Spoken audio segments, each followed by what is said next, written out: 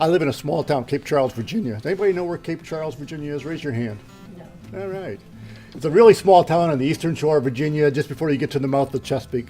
Town of 1,000 people, a county of 12,000. Very rural, small. And so I went to the Complete Count Committee of Virginia last December, took a picture of myself and another child advocate with a sign, and went back home, wrote up a paragraph, sent it to the local paper, and got in the paper. You know, local papers love local news, and they love photographs.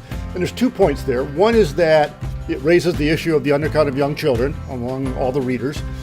And secondly, when you get your name and particularly your picture in the paper, you get credibility. Maybe that shouldn't be true, but I think it is. And you know, I think there's 2 reasons it helps to do that. So I would suggest to everybody here, take a picture and try and use it to get in your local paper. 2 other things I'll just kind of mention. One is hospitals, that, you know, everybody who has a birth in the 12 months before the April 1st, 2020 census gets something to take home to say, make sure this child is counted. At one place in 2020, they had little hats that said, count me, that, you know, babies go home with a hat on. So, good idea.